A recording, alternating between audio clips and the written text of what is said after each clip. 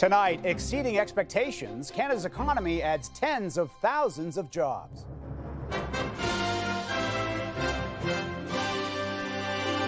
Fueled by a seasonal surge. That doesn't mean there aren't some worrying signals. And how the jump could impact interest rates. You do have to, take into account that wages are looking incredibly sticky. Global recognition in the fight for women's rights. I exploded. I exploded with joy. The Nobel Peace Prize awarded to an Iranian activist behind bars. This is another moment for the world to say, we have our eyes on you. Plus a 39-year-old with a century-old liver. It's just what a gift that keeps on giving. A Canadian woman's remarkable story of survival.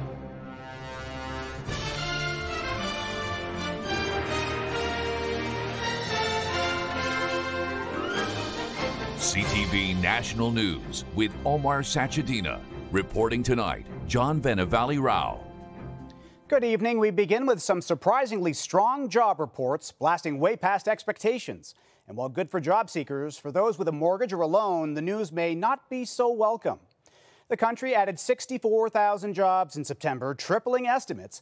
And stateside, they saw a stunning 336,000 jobs created, the biggest monthly gain this year. It could all add pressure on the Bank of Canada to raise interest rates, though look deeper into the numbers, and economists say there is some weakness. Here's CTV's Annie Bergeron-Oliver. Jobs are being churned out at an unexpected pace, with tens of thousands of new positions created in September alone. But that good news comes with some worrying signs.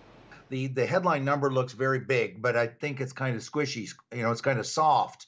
And so I wouldn't interpret into this that the economy is taking off. One of those signals is that part-time work is driving growth, and nearly 20% of people working part-time can't get full-time hours. When you talk about income, they're not as solid as when you talk about full-time position. So those numbers can be very volatile. Many of those struggling to find full-time work are racialized people. Statistics Canada says the unemployment rate among Black and South Asian workers is rising and well above the Canadian average at 4.9%. Kevin Petitfrère is the co-founder of Black Ladders, a mentorship for Black professionals. What I think employers could do is look at their hiring practices to ensure that their hiring practices and policies to make sure that they're not biased and discriminatory. Overall, unemployment levels, though, held steady at 5.5%, making for a tight labor market where wages continued to climb. They were up 5% in September, bringing the average hourly wage to $34. And that continued climb could lead to higher interest rates. Wages and some of the stickier measures of inflation that the Bank of Canada really pays attention to, they're just moving sideways. They're not really moderating. The Bank of Canada has said it will be hard to get back down to target if wages continue to rise. And after today's report, some economists say the Bank of Canada will be under even more pressure to hike. The next decision, John, comes down in less than 3 weeks. And that'll be closely watched by many. Annie, thank you. Well, as we head into this holiday weekend, falling gas prices around the country have drivers giving thanks. Vancouver has seen the biggest drop this week, plunging almost 30 cents to $1.75 in some areas, and expected to come down again overnight. It's like a gift. It's Christmas. Yeah, so I just had to run for it and get my gas and go to work. In Toronto, prices have also hit a 7-month low to just below $1.50. Thanks in part to a switch to a cheaper winter blend of gas and falling oil prices. A small plane has crashed in Chilliwack, BC, killing all 3 people on board. It went down this afternoon about 1 kilometer from the local airport, very close to a motel. RCMP say no one else was injured, and there's no word on the cause of the crash. The Transportation Safety Board is investigating. The fight for women's rights in Iran was given worldwide attention today when the Nobel Peace Prize was awarded to an imprisoned activist. Here's CTV's Geneviève Beauchemin. Women, life, freedom. Those words are the motto defiantly chanted at protests against the Iranian regime. And repeated today as the Nobel Peace Prize Committee recognized Narges Mohammadi. For her fight against the oppression of women in Iran and her fight to promote human rights and freedom for all. A brave fight, said the committee, waged by an imprisoned freedom fighter. Mohammadi has been arrested 13 times, convicted 5 times, sentenced to a total of 31 years in prison and 154 lashes. We hope that this kind of attention actually is a layer of solidarity and support, a recognition of who she is. Her husband and her 16-year-old twins are in exile in Paris. They've not spoken to Mohammadi in a year. This prize is not just for my mother, said her son Ali today. It's for the movement, for those who demonstrated, and that would please her all the more.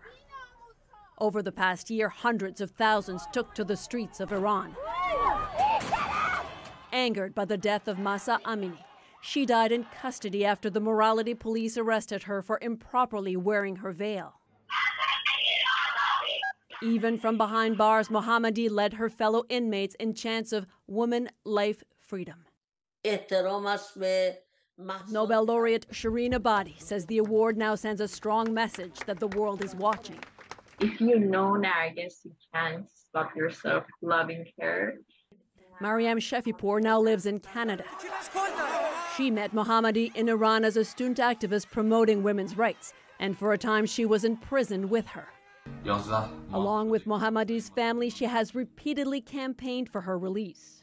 This would be a good opportunity to put more pressure on just this brutal regime. Others, too, are pushing for her to be released so she can receive her prize in person, though they know that's unlikely. John.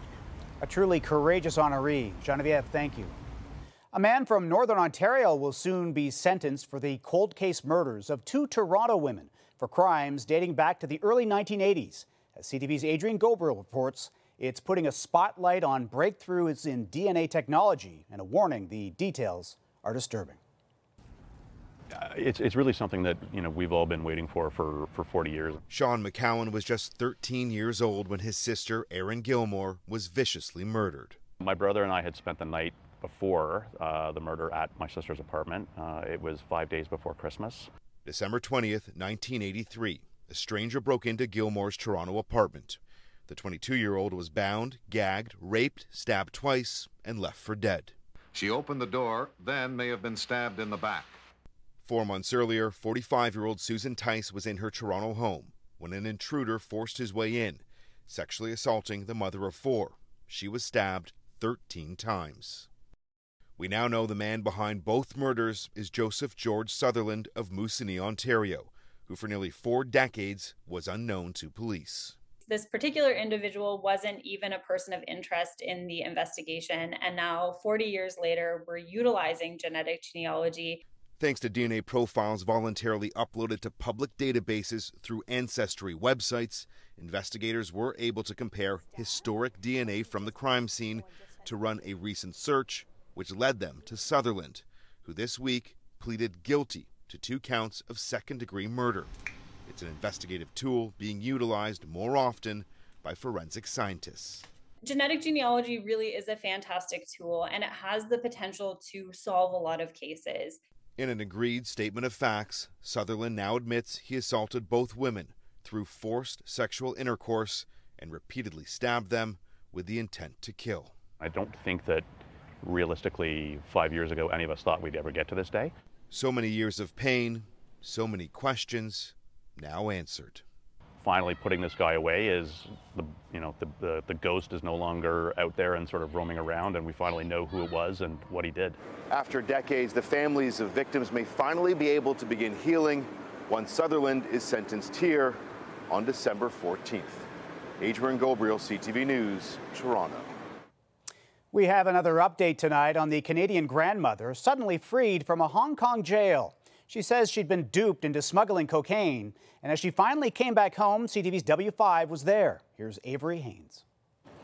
At Toronto's Pearson Airport, Angela Thayer scans the faces of passengers searching for her mother, Susanna, whom she hasn't seen since her dramatic arrest in Hong Kong in 2022.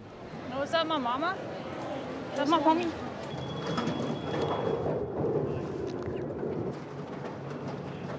I missed you so much. too. I'm so glad you're home.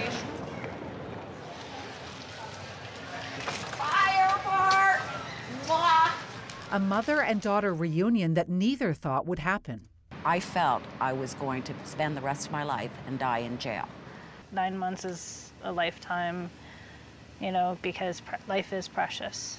The 65-year-old was arrested at the Hong Kong airport, accused of smuggling cocaine in the buttons of her clothing, 262 buttons. She claimed she was an unsuspecting drug mule tricked by a romance scammer.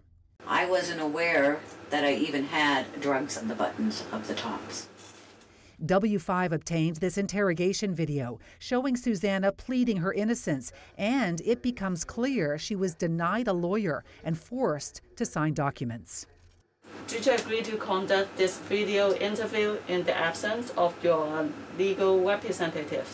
I would prefer not to, however, you told me I have to, so. Susanna wants answers. Hong Kong lawyer Michael Arthur has reviewed a letter of inquiry she submitted to the Hong Kong Department of Justice. She would like to know, was she still sitting in the prison while they had decided that there was going to be no case against her? While Susanna waits for those answers, she's adjusting to life back in Canada. I'm more cautious now. That is the good ending to what happened to me. Avery Haynes, CTV News, Toronto. The full documentary, Prisoner 14000, aired earlier tonight on W5 at its new time of 10 p.m. In case you missed it, you can find it on W5's official YouTube channel. To the ongoing struggles now for asylum seekers and refugees, with hundreds in Toronto being turned away from shelters every night. And now a group is being transferred out of the city in the hopes of easing the pressure. Here's CTV's Natalie Johnson. They came to Canada in search of a better life, but the country's biggest city has no shelter for them. I left my country because I was facing a lot of difficulties, persecutions, because of my sexual orientation, and the other persecutions because of my political affiliations. Nearly 100 refugees boarding buses out of Toronto, bound instead for Niagara Falls and Windsor, where they are told there is a better chance of finding a place to stay in the short term. We're leaving today after 1.5 months of stay here. You see, I'm excited. I'm very excited about all this. Thank you for all those who have cooperated in terms of giving us this opportunity at least to have another home elsewhere. The transfer out of Toronto comes amid mounting pressure on the city's shelter system. Nearly 300 people turned away from intake centers every night as refugees continue to arrive. People were having to sleep on the streets. As the weather gets colder and colder, as the rain comes, this is not a way forward. The city continues its call for federal funding, $250 million required for 2024 refugee shelter costs alone. Ottawa has been coordinating the transfers to communities with more capacity with the permission of the claimants. Our greatest request is a bigger space, because even though we bring them in, however much we would want to have them, this space does not suit them. They are too close to each other. Despite those cramped quarters and even sleeping on the street, there is so much gratitude among this group eager to make a life here. Canada is a home to me. Canadian people are so good, they are so welcoming, they are so loving. I'm happy because I'm in Canada right now. I'm in a safe place. Even without a proper place to sleep. Natalie Johnson, CTV News, Toronto. Coming up, an attempt to make dressing rooms in minor hockey more inclusive. Just because things were done a certain way in the past doesn't mean they should be done the same way in the future. New rules changing how young athletes get ready for the big game. I say we gotta talk about us. I feel like Jordan Peele. Plus, Drake says he's taking a break from music. Cause your words don't match your actions like a foreign film. And now silence in the lamb like the horror film. Things get quiet after me stating the obvious. An attempt to make minor hockey more inclusive on the ice is starting with new rules in the dressing room. CTV's Creason Adjukate now on the changes to how players will get changed. The new dressing room policy is designed to make Canada's national pastime more inclusive. Andrew Lockyer has been a hockey coach for 12 years. It takes away some of the potential, uncomfortable situations that might put these kids in, and puts everybody on a level playing field. Hockey Canada now requires all players to wear minimum attire, like undergarments at all times in dressing rooms, and those showering will have to wear swimwear in an open shower setting. Lockyer says separate dressing rooms will no longer be needed for teams with female and male players. I can definitely understand and appreciate the isolation there. You think about it and you realize it's brilliant on so many different levels. Greg Gilhooly is a survivor of abuse endured from disgraced hockey coach Graham James. He calls the new policy progressive, that ensures a safe environment for all players. I think Hockey Canada has addressed any number of issues, not least of which is equal treatment of men, women, boys, girls, and other self-identified genders. But others still have concerns. I feel it's well intended, but I feel it's rushed. It seems hastily written. It's essentially passing the buck on to the coaches and the associations who have limited resources and knowledge. And space is also a problem, as many dressing rooms do not have enough private changing options. Hockey is Canada's game, so let's make sure it's for all of Canada. The Halifax Hawks minor hockey president hopes to see an uptick in players in a sport that should welcome everyone. Members who are, exploring their gender and thinking about where they are and, and those kind of things. In a statement, Hockey Canada says the policy removes barriers that have existed in the past and that all players have the right to utilize the dressing room. John. Okay, Creason, thank you. Canadian superstar Drake says he's going to take a break from music to focus on his health. That October sky is looking ominous. The rapper says he plans to pause his career for about a year to deal with ongoing stomach problems. He made the announcement hours before dropping his latest album. And even before the movie of the Taylor Swift tour has come out, it's already broken box office records. Welcome to the Eras Tour. The film has racked up a whopping $100 million worldwide in advance ticket sales, making it the most profitable concert film in history. Still ahead, an unprecedented meeting to map the future of the Catholic Church.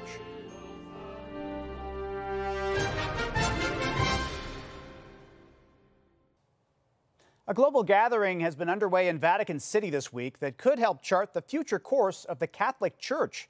Among the issues up for discussion, more equality for women. Here's CTV's Heather Butts. From around the world, the gathering of bishops and lay people for a 3-week assembly putting sensitive issues on the table. This synod could unfold as a key event in Pope Francis's decade-long reign. Francis sort of removed the code and sort of said, we can talk more freely. And what he's trying to do is to create structures that permit real discussion.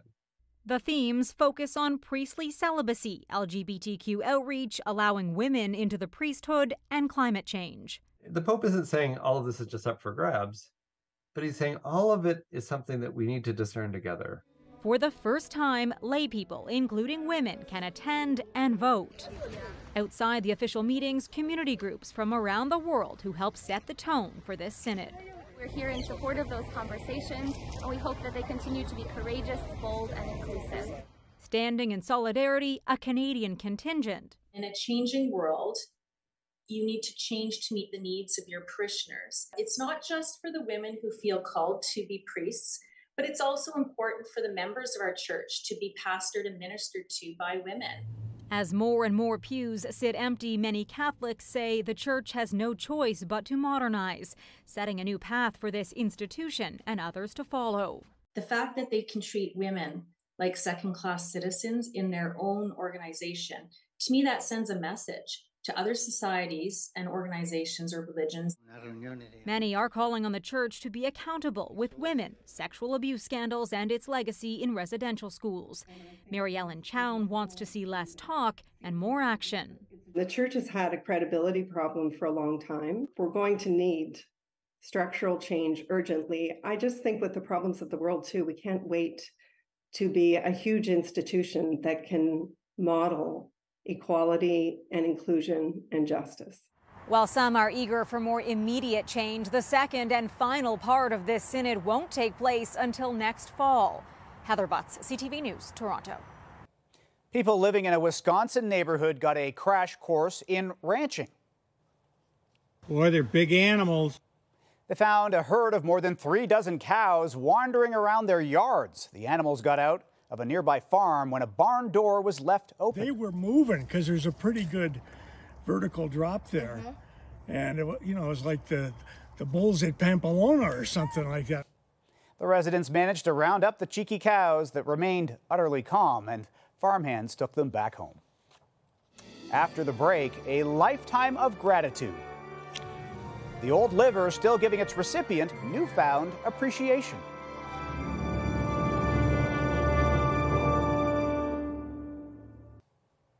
A global gathering has been underway in Vatican City this week that could help chart the future course of the Catholic Church.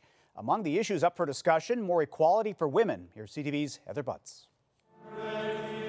From around the world, the gathering of bishops and lay people for a 3-week assembly putting sensitive issues on the table. This synod could unfold as a key event in Pope Francis's decade-long reign. Francis sort of removed the code and sort of said, we can talk more freely. And what he's tried to do is to create structures that permit real discussion. The themes focus on priestly celibacy, LGBTQ outreach, allowing women into the priesthood, and climate change. The Pope isn't saying all of this is just up for grabs, but he's saying all of it is something that we need to discern together. For the first time, lay people, including women, can attend and vote. Outside the official meetings, community groups from around the world who help set the tone for this synod. We're here in support of those conversations, and we hope that they continue to be courageous, bold, and inclusive. Standing in solidarity, a Canadian contingent. In a changing world, you need to change to meet the needs of your parishioners. It's not just for the women who feel called to be priests, but it's also important for the members of our church to be pastored and ministered to by women. As more and more pews sit empty, many Catholics say the church has no choice but to modernize, setting a new path for this institution and others to follow. The fact that they can treat women like second-class citizens in their own organization, to me that sends a message to other societies and organizations or religions. Many are calling on the church to be accountable with women, sexual abuse scandals, and its legacy in residential schools. Mary Ellen Chown wants to see less talk and more action. The church has had a credibility problem for a long time. We're going to need structural change urgently. I just think with the problems of the world too, we can't wait to be a huge institution that can model equality and inclusion and justice.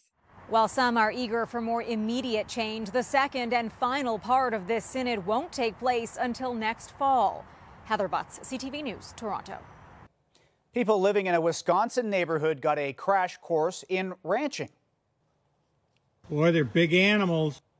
They found a herd of more than 3 dozen cows wandering around their yards. The animals got out of a nearby farm when a barn door was left open. They were moving because there's a pretty good vertical drop there. And, it was like the bulls at Pamplona or something like that. The residents managed to round up the cheeky cows that remained utterly calm, and farmhands took them back home. After the break, a lifetime of gratitude. The old liver still giving its recipient newfound appreciation.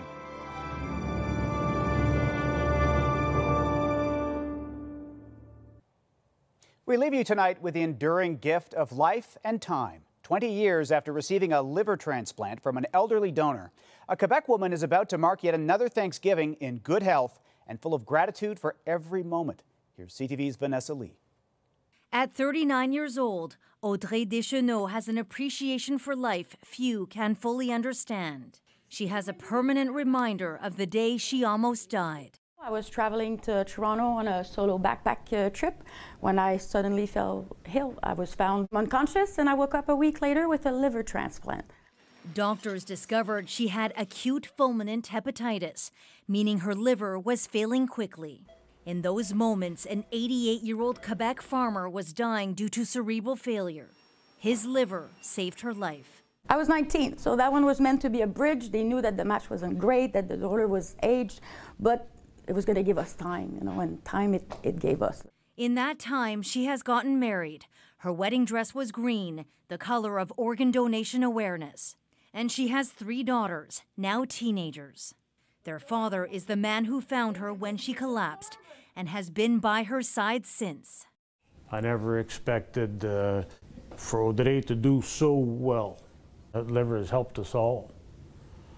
The liver has given us the life that we have now. A gift from a stranger that is now 108 years old. I'm just so amazed that we've been walking together for 20 years now. You know, me and him, I think I'm quite proud of. If I can say that without sounding too weird, I'm just so proud of my liver. Amazing. Had enough to live his own life and then give some to somebody else. And it has a natural ability to, we call it regenerate. So there's no clear limit to how long a liver can go. Next year, Deschanel will go to Italy for the World Transplant Games. It'll be her 4th time representing Canada as she makes the most of her second chance. Vanessa Lee, CTV News, Montreal. An amazing story. That's it for us tonight. For Omar and the rest of us at CTV National News, thank you for watching. I'll see you again tomorrow. Have a good night and a great Thanksgiving long weekend.